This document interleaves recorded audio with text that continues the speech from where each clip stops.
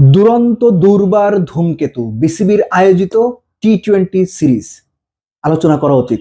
এই সিরিজ নিয়ে, ক্রিকেটারদের নিয়ে, মাঠের খেলা নিয়ে গত কিছুদিন, কিছু সপ্তাহ মাঠের বাইরের এত সব বিষয় নিয়ে আলোচনা হয়েছে। মাঠের ক্রিকেটটা স্রেফ মাথা থেকে নাই হয়ে গেছে। আলোচনাতে নাই, আলোচনায় ক্রিকেট রাখা উচিত। এই যে তিনটা দল, এই তিনটা দল আপনারা কে কতটুকু দেখেছেন আমি জানি না, কিন্তু তিনটা দল দেখে মাঠের ক্রিকেটার হিসাবে আমি খুবই এক্সাইটেড। প্রাইমারিলি দুরন্ত যে দলটা, সেই দলটা নিয়ে। আপনি যদি আমার পছন্দ বলেন, অফকোর্স আমি দুরন্ত টিমের পক্ষে। কেন সেটা একটা একটা করে বলছি। আপনি যদি ধূমকেতু দলটার দিকে তাকান, সিম্পলি বাংলাদেশের ন্যাশনাল টিম।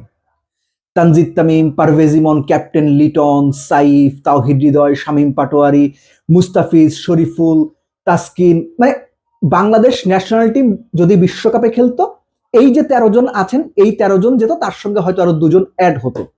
সো এই দলটা পোটেনশিয়াল চ্যাম্পিয়ন ন্যাশনাল টিম। কিন্তু এই দলকে চ্যালেঞ্জ জানানোর মতো বাকি যে দুই দল, দুরন্ত এবং Durbar. Durbar actually led by Najmul Hossain Shanto, এবং আমি এখনো মনে প্রাণে বিশ্বাস করি বাংলাদেশ যদি বিশ্বকাপে পার্টিসিপেট করত, বিশ্বকাপের মূল দলে হয়তো নাজমুল হোসেন শান্ত থাকতেন, কিংবা তার থাকার ব্যাপারে একটা ডেফিনেটলি আলোচনা তৈরি হতো। সো ওই দলটার দিকে যদি আপনি তাকান, তাহলে খুব স্বাভাবিকভাবেই দেখতে পাবেন যে মেহেদী হাসান মিরাজ রয়েছেন, জাকির আলী অনিক রয়েছেন, নাজমুল শান্ত তো ক্যাপ্টেন সেটা বললাম, নুরুল হাসান সোহান রয়েছেন। একই সঙ্গে এই টিমের যে ফরমেশনটা করা হয়েছে, সেটা খুব স্বাভাবিকভাবেই ন্যাশনাল টিমকে একদম চমকে দিতে পারে।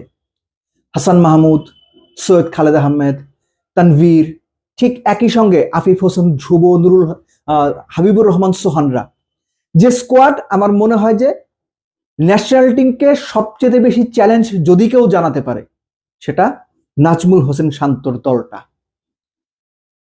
বাট সবচাইতে এক্সাইটিং প্রসপেক্ট যেটা দুরন্ত, যেটা আমি শুরুতেই বলছিলাম যে আমার সবচেয়ে পছন্দের দল, কেননা বাংলাদেশের ভবিষ্যৎ ইয়াং প্রসপেক্ট যারা আছেন, কিংবা মোটামুটি এক্সপিরিয়েন্স যারা আছেন, তাদের নিয়েই এই দলটা গঠন করা হয়েছে।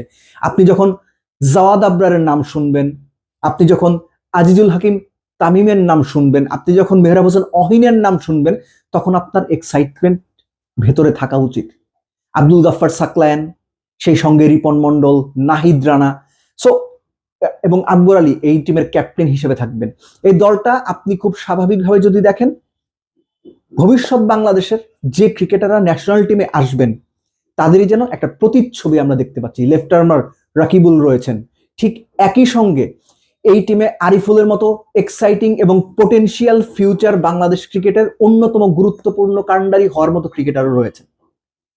আমি পার্সোনালি ফিল করি এই যে দুরন্ত দলটা রয়েছে, এই দুরন্ত দলটা নাজমুল হোসেন শান্তর দল কিংবা লিটন দাসের ন্যাশনাল টিম, দুটোকেই খুব ভালো চ্যালেঞ্জ জানানোর মতো প্রস্তুত। কেননা এই টিমের প্লেয়ারদের একটা বিষয় আপনি নিশ্চিত থাকতে পারেন, তাদের হারানোর কিছু নেই। অ্যাকচুয়ালি এই টুর্নামেন্ট থেকে কোনো দলেরই হারানোর কিছু নেই, বরং প্রাপ্তির অনেক জায়গা রয়েছে। আমি বিশ্বাস করি দুরন্ত যে দলটা রয়েছে, এই দলটা মন প্রাণ উজাড় করে ক্রিকেটটা খেলবে।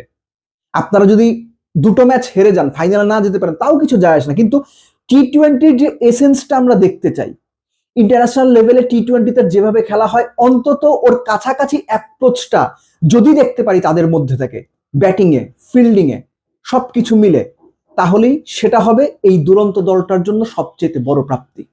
সো এই যে 3 দলের একটা টুর্নামেন্ট, একটা মাত্র ফাইনাল হবে, ম্যাচ আরো বেশি হলে ভালো হতো, কিন্তু খুব স্বাভাবিক কারণে যেহেতু সামনে জাতীয় নির্বাচন আছে, চাইলেও আসলে এটা এক্সটেন্ড করা সম্ভব ছিল না। কিন্তু এরকম একটা টুর্নামেন্ট এই সময়ে খুব বেশি দরকার ছিল। এক্সপেক্ট করব ইয়াং প্লেয়ার যারা আছেন, দুরন্ত টিমের প্লেয়ার যারা আছেন, যেহেতু আমি এই টিমটার পক্ষে, আমি টিমটাকে পছন্দ করছি, আপনারা দুর্দান্ত পারফর্ম করবেন। দুরন্ত দলের নাম, আপনারা পারফরমেন্সও করবেন দুর্দান্ত। লাস্টলি অনেক প্লেয়ারই এখানে নেই, যারা থাকলে হয়তো ভালো হতো। এর মধ্যে একটা নাম সবার আগে আসা উচিত, দ্যাট ইজ হাসান মুরাদ। নাসুম আছেন, তানভীর আছেন, রাকিবুল আছেন, 3 টিমে 3 জন লেফট আর্ম অর্থোডক্স। কিন্তু হাসান মুরাদ বাংলাদেশ ক্রিকেটের ভবিষ্যৎ প্রসপেক্ট। তিনি বাংলাদেশ ন্যাশনাল টিমের সার্কিটের মধ্যেই রয়েছেন, কিংবা আমব্রেলার নিচে রয়েছেন। সেই হাসান মুরাদকে কেন কোন যুক্তিতে কোনো দলে রাখা হলো না সেটা আমি জানি না, রাখলে ভালো হতো। এরকম আরো বেশ কয়েকজন ইয়াংস্টার বাইরে আছেন যারা হয়তো জায়গা পেতে পারতেন, কেননা 13 জন 12 জন, আর একজন দুইজন করলে আর 2 3 4 জন প্লেয়ার যদি ইনক্লুড করা যেত আমার মনে হয় সবচেয়ে ভালো হতো। কিন্তু সবকিছু মিলে এই টুর্নামেন্টটার যে ম্যাচগুলো হবে এই ম্যাচগুলোতে আপনারা নজর রাখেন, আমরাও নজর রাখবো, এবং যদি সুযোগ হয় অবশ্যই মাঠে গিয়ে খেলা দেখবেন।